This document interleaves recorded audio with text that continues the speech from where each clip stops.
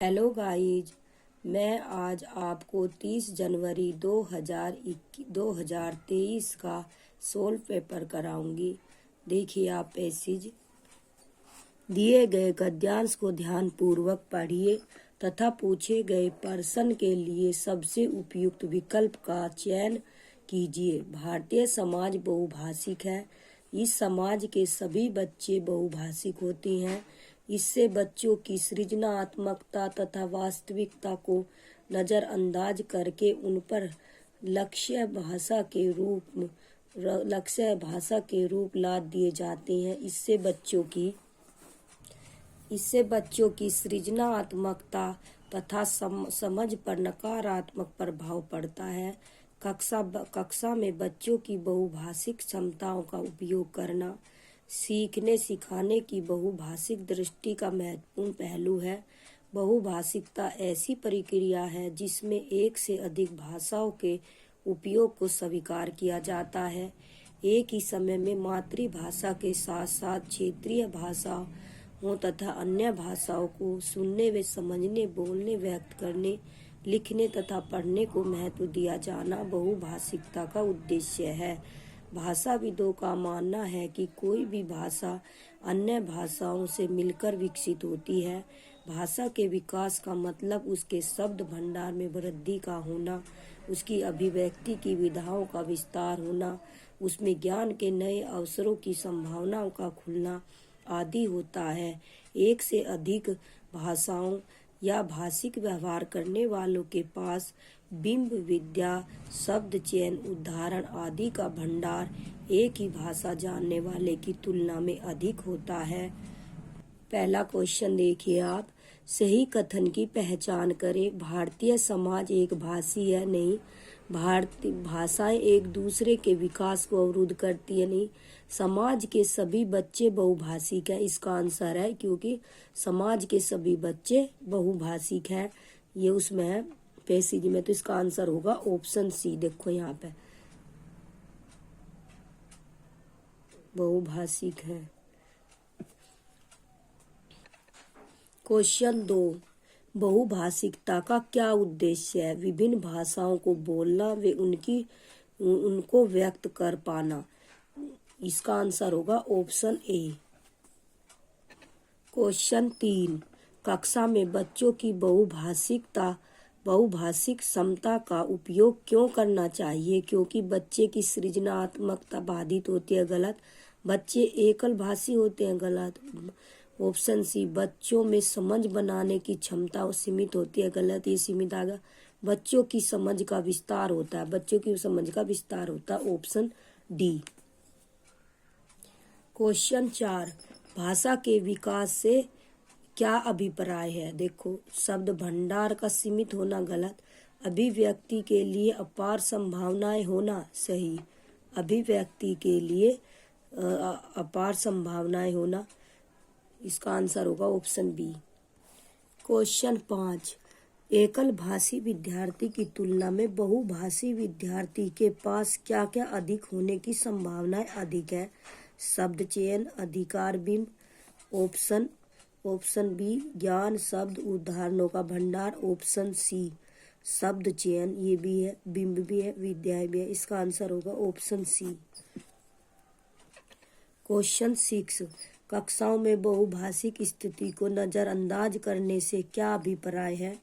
बच्चों को किसी भी भाषा में बोलने की अनुमति, बच्चों को मातृभाषा व लक्ष्य भाषा में शिक्षण अधिगम करवाना। ऑप्शन सी, त्रिभाषा सूत्र का पालन करना, केवल लक्ष्य भाषा का ही प्रयोग करना। इसका आंसर होगा ऑप्शन डी, नज़रअंदाज करना केवल। क्वेश्चन 7, कौन सा शब्द भिन्न है? बोलना, सुनना, पढ़ना। ऑप्शन डी, खुलना। इसका आंसर होगा ऑप्शन डी, खुलना। क्वेश्चन 8, किस शब्द में ता प्रत्यय लगाकर नया सार्थक शब्द बनाया जा सकता है? देखिए, क्षेत्रीयता, संभावनाता, प्रक्रियाता। Option D, उद्देश्यता। इसका आंसर होगा क्षेत्रीयता। Option A.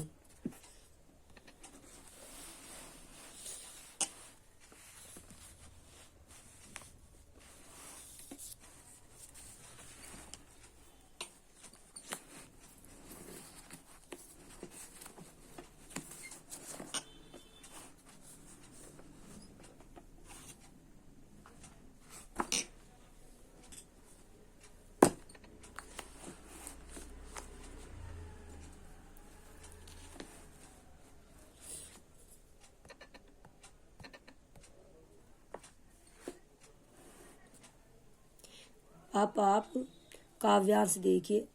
ज्योतिमर्य यह देश हमारा, धवल हिमालय के ललाट पर अरुण तिलक अति न्यारा, कोटि कोटि संवत्सर से यह चलता पथिक सनातन, अंधकार में पतन निशा में दीप्तिमान स्वप्नों से पावन, पुण्य श्लोक यह श्रेय पंथ का, कोटि कोटि जनगण का प्यारा, महिमा स्मृतियों से जगमग अजर अमर यह चीर चीर सुंदर, जगत वंद्य विस्तृत गरिमा में अगणित गुण गाथा से मनहारा, यह पुराण नित नूतन गति में जीवन मरण सहारा, घोर मूर्छना में स्पंदन में जागृति में कंपित पीड़ा में।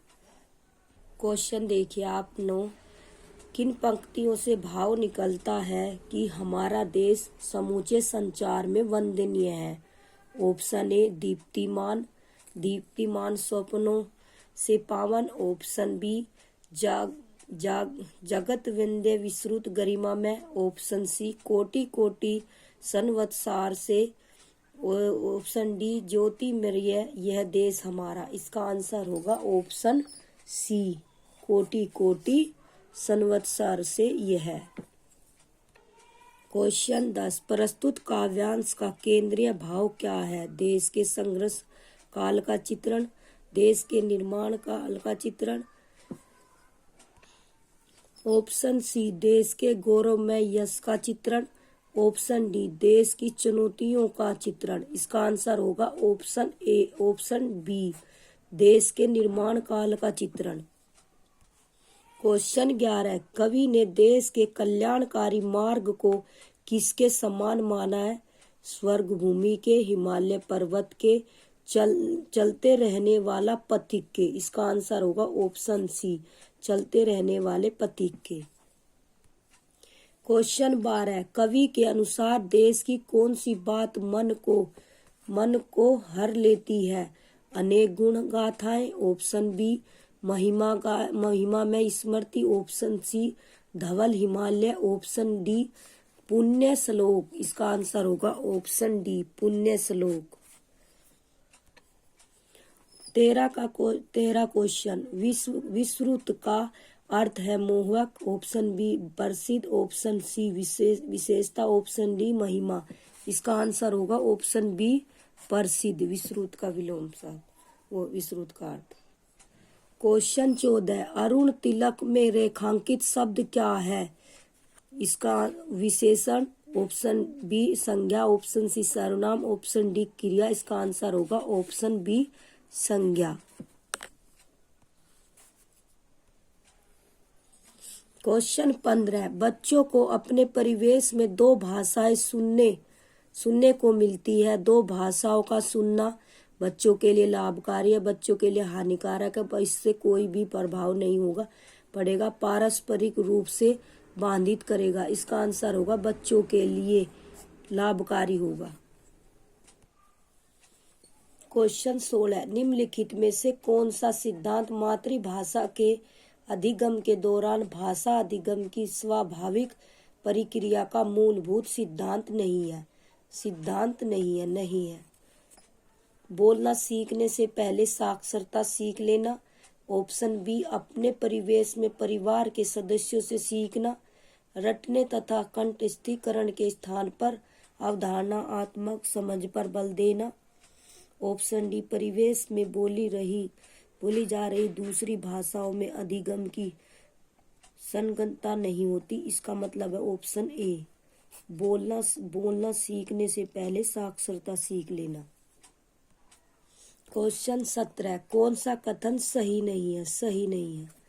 भाषा अधिगम संज्ञानात्मक गतिविधि है। ऑप्शन बी अधिगम विकलांगता भाषा अधिगम से संबंधित नहीं है। ऑप्शन सी बच्चों को उनकी अपनी गति के अनुसार काम करने देना शिक्षकों की ओर से एक बड़ी मदद है। अधिगम विकलांगता की शुरू में ही पहचान कर लेना और सफल परिणाम की कुंजी है। इसका आंसर होगा अधिगम डी, ऑप्शन डी। क्वेश्चन 18, सबसे सबसे खराब कक्षा प्रणाली की पहचान करें। मैं अपने विद्यार्थियों को गलतियां करने की अनुमति देती हूँ। मैं अपने विद्यार्थियों को कक्षा में विचरने और चर्चा करने की अनुमति देती हूँ। मैं अपने विद्यार्थियों को कक्षा में भाषा कार्य के लिए बोलने के लिए प्रोत्साहित करती हूँ। मैं लेखन कार्य के लिए प्रारूप तैयार करने पर बल नहीं देती हूँ। इसका आंसर होगा ऑप्शन बी। मैं अपने विद्यार्थियों को कक्षा में विचरने और चर्चा करने की अनुमति देती हूँ। क्वेश्चन 20, निम्नलिखित में से कौन सा भाषा शिक्षण की अवधारणा नहीं है?